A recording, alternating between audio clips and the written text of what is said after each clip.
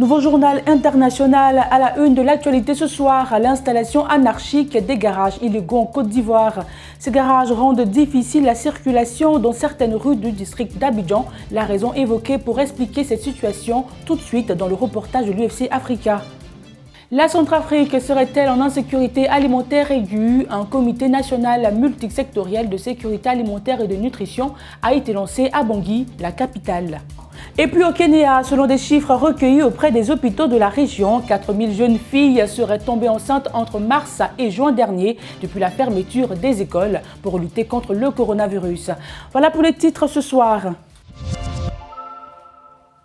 Bonsoir à tous et bienvenue dans votre journal de l'UFC Africa. C'est toujours un plaisir de vous retrouver. Parlons tout d'abord de la Côte d'Ivoire où l'on croyait avoir fini avec des installations anarchiques des garages qui empêchent la fluidité de la circulation.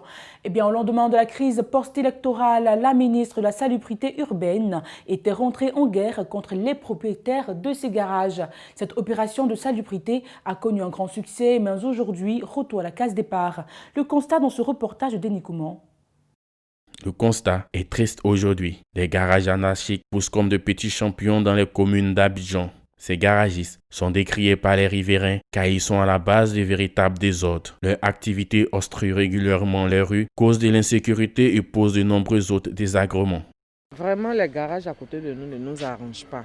C'est quand même difficile la cohabitation parce que d'abord quand ils finissent même les essais qu'ils font, ils ne vont pas doucement. La dernière fois même, ils ont eu à cogner mon fils qui sortait de la boutique. Et vraiment, c'est difficile. Et puis, les occupations même. Quand vous voyez tout au long de la voie, tout est occupé. Donc, quand il y a une voiture, pour pouvoir passer, c'est difficile. Parfois, il y a trop de problèmes ici. Ces gens-là aussi, vraiment, souvent, quand tu les vois, ils occupent tous les domaines publics, là, ces gens de trucs comme ça. Même en venant barrer même devant les cours des gens, même pour empêcher même la population même de circuler. Même. Vraiment, moi, je déplore ça, mais sincèrement. Moi, ça ne me plaît pas comme ça. Mais que je fais? Ils sont obligés de faire, nous aussi on est obligés de les suivre. On va aller partout où ils sont, on ira là-bas.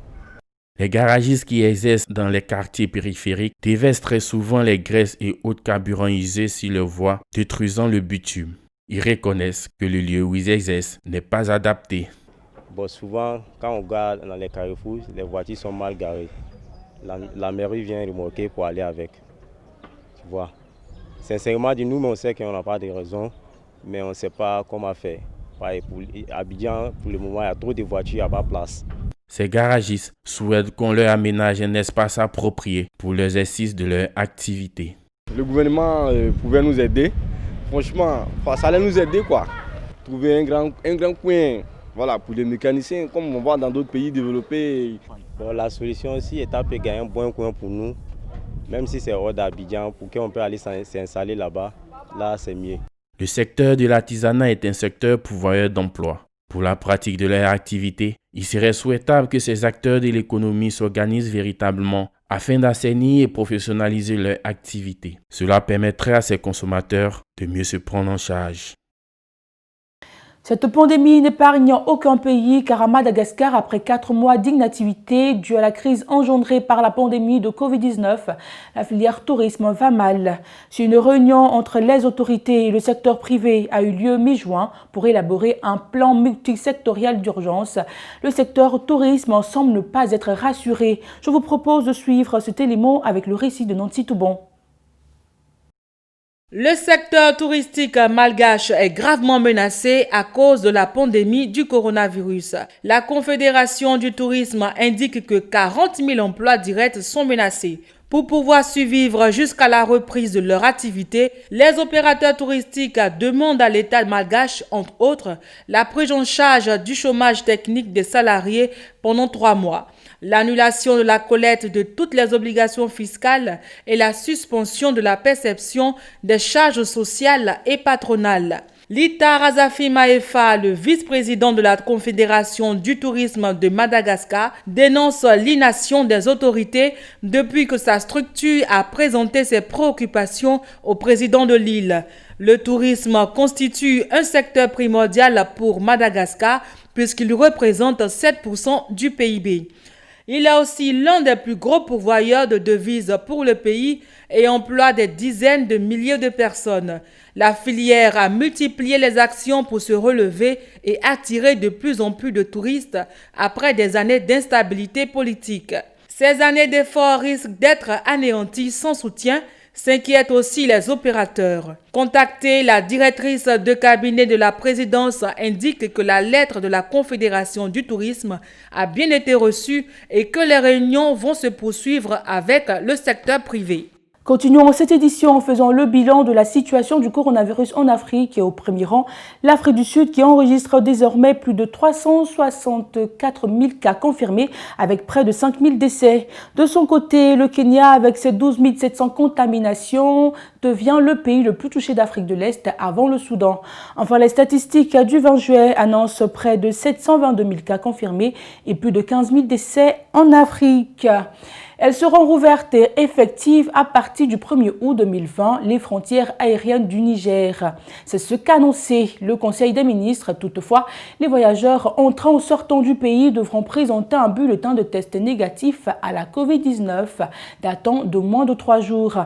Et pour l'instant, les frontières terrestres sont toujours fermées. De son côté, le Sénégal a repris les surcharges dans les transports en commun dakarois.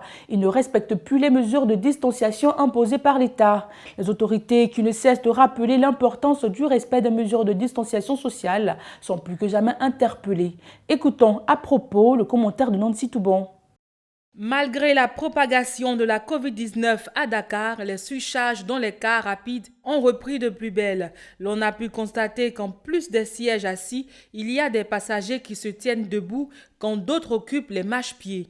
De nombreuses personnes accusent les syndicalistes du secteur du transport routier qui ne cessent de grogner contre les tracasseries des forces de sécurité de fermer les yeux sur cette situation. C'est dire que les usagers restent exposés à la pandémie de la Covid-19. Et si rien n'est fait, le pays risque de retourner dans des mesures de restriction. Ce d'autant plus que les choses ne semblent pas s'améliorer depuis la levée de l'état d'urgence et du couvre-feu. Les autorités qui ne cessent de rappeler l'importance du respect des mesures de distanciation sociale sont régulièrement interpellées. Avec 125 nouveaux cas signalés samedi, le Sénégal compte à ce jour 8 669 cas positifs, dont 5 859 guéris, 163 décès et 2 646 encore sous traitement.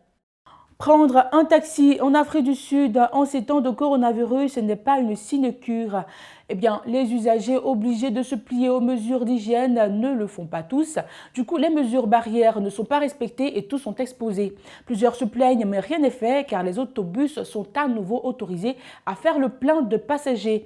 Une mesure de plus dans le sens du retour à la normale, alors que le nombre de cas confirmés et de morts augmente dans le pays.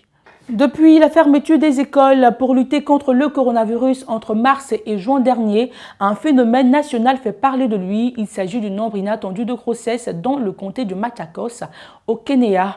Devions-nous prendre pour responsable de ces grossesses la Covid-19? Les réponses tout de suite avec Henri Nyomke. Elles ont entre 12 et 18 ans, certaines même plus jeunes encore. Des milliers d'adolescentes sont tombées enceintes en quelques semaines. Un phénomène que les médias kenyans surnomment la peste du sexe.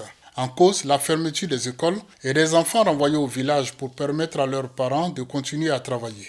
Il y a des rapports sexuels non protégés, mais aussi des viols et la prostitution. Ces jeunes filles voient leur avenir dévasté et leur vie détruite, s'indigne Salomé Moutama, la responsable de l'éducation de la région de Machakos. La moitié d'entre elles vont probablement se marier au plus vite. Encore mineures, la plupart ne retournera pas à l'école.